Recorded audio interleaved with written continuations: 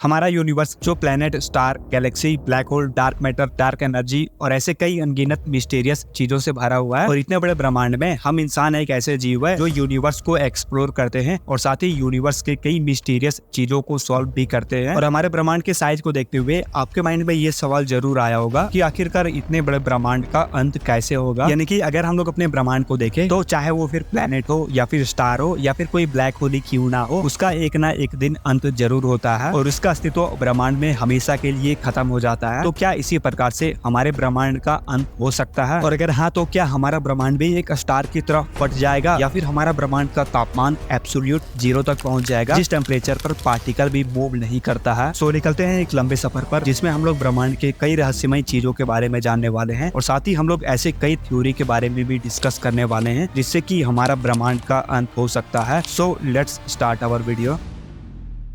सबसे पहले तो हम लोग ब्रह्मांड के 13.8 बिलियन साल के इतिहास को कुछ मिनट में समझने की कोशिश करते हैं। जैसे कि आप सभी लोग जानते हैं कि आज से 13.8 बिलियन साल पहले हमारा यूनिवर्स एग्जिस्ट नहीं करता था। जो भी एग्जिस्ट करता था वो नथिंग था। और 13.8 बिलियन साल के बाद ये एटम के साइज का सिंगुलैरिटी अनबैलेंस होता है, जिसके वजह से हमारा पूरा ब्रह्मांड अस्तित्व में आया। और यहीं पे आपके माइंड में ये सवाल जरूर आ रहा होगा कि आखिरकार ये छोटा सा सिंगुलैरिटी आया कहाँ से, क्योंकि हमारे ब्रह्मांड के एग्जिस्टेंस से पहले कुछ भी एग्जिस्ट नहीं करता था, तो फिर ये छोटा सा सिंगुलैरिटी कहाँ से आया। और ऐसा ही सिमिलर क्वेश्चन एक भाई ने मुझे कमेंट करके पूछा था। वैसे तो इसका जवाब मैंने एक वीडियो में दिया है, बट मैं आप लोगों को फिर से इसका जवाब दे देता हूँ। अकॉर्डिंग टू साइंटिस्ट ये छोटा सा सिंगुलैरिटी कहाँ से आया इसका एग्जैक्ट रीजन तो मालूम नहीं है, बट एक चीज हो सकता है जिसका चांस काफी ज्यादा है और वो है क्वांटम फ्लक्चुएशन, क्योंकि इसके अनुसार कोई भी स्थान खाली नहीं होता है। अगर आप सोच रहे हो कि बिग बैंग से पहले कुछ भी एग्जिस्ट नहीं करता था, तो ये बात पूरी तरीके से सच नहीं है। बिग बैंग से पहले क्वांटम वर्ल्ड में पार्टिकल और एंटी पार्टिकल बन रहे थे और डिस्ट्रॉय हो रहे थे, और इसी क्वांटम फ्लक्चुएशन की वजह से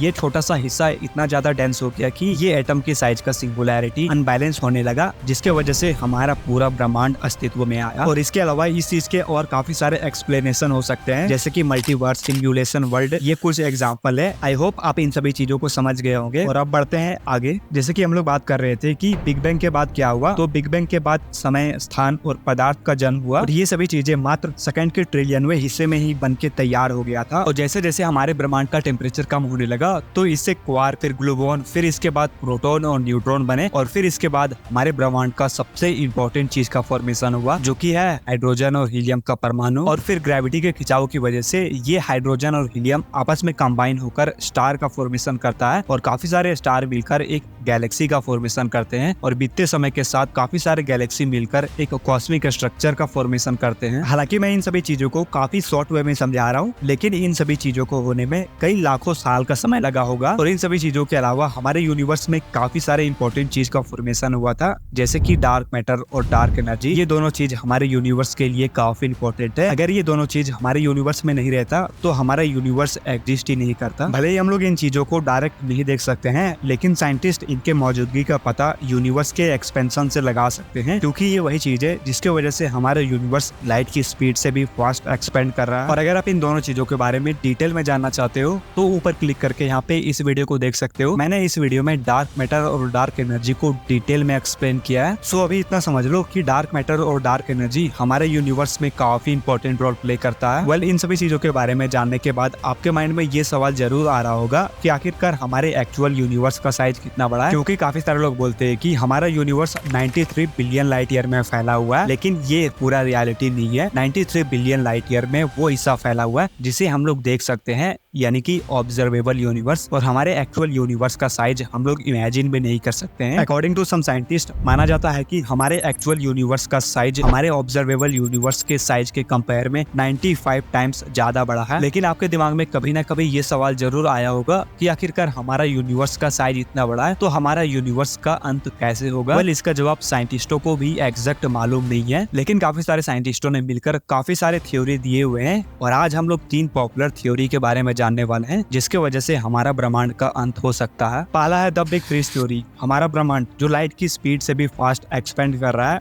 और इस थ्योरी के अनुसार हमारा ब्रह्मांड एक टाइम आने के बाद इतना फैल जाएगा कि हमारे ब्रह्मांड में मौजूद जितने भी गैस क्लाउड है वो भी एक दूसरे से काफी ज्यादा दूर चले जाएंगे, जिसके वजह से ना तो किसी स्टार का फॉर्मेशन होगा ना ही किसी गैलेक्सी का फॉर्मेशन होगा। और बीतते टाइम के साथ जो भी स्टार हमारे यूनिवर्स में मौजूद होंगे उनमें न्यूक्लियर फ्यूजन होना धीरे धीरे बंद हो जाएगा और वो एनर्जी को भी रिलीज नहीं कर पाएंगे, जिसके वजह से उस स्टार के चारों साइड ऑर्बिट कर रहे प्लेनेट का टेम्परेचर भी काफी ज्यादा कम हो जाएगा। और बीते समय के साथ ये चीज सभी स्टार के साथ होने लगेगा और एक टाइम आने के बाद हमारे ब्रह्मांड का टेम्परेचर इतना कम हो जाएगा जिसकी वजह से यूनिवर्स में जितने सारे प्लेनेट है उनका टेम्परेचर एब्सोल्यूट जीरो के आसपास तक पहुंच जाएगा। और एब्सोल्यूट जीरो वो टेम्परेचर है जहाँ पर पार्टिकल भी मूव नहीं कर पाता है। दूसरा है द बिग रिफ थ्योरी। ये थ्योरी मुझे पर्सनली काफी डरावना लगा। जैसे कि मैंने आपको शुरू में ही बताया है, हमारा यूनिवर्स डार्क एनर्जी की वजह से एक्सपेंड कर रहा है और यही एक्सपेंशन हमारे यूनिवर्स के अंत का कारण बन सकता है, क्योंकि इस थ्योरी के अकॉर्डिंग जिस प्रकार से हमारा यूनिवर्स का स्पीड लगातार बढ़ते जा रहा है, आने वाले टाइम में हमारा यूनिवर्स का स्पीड इतना बढ़ जाएगा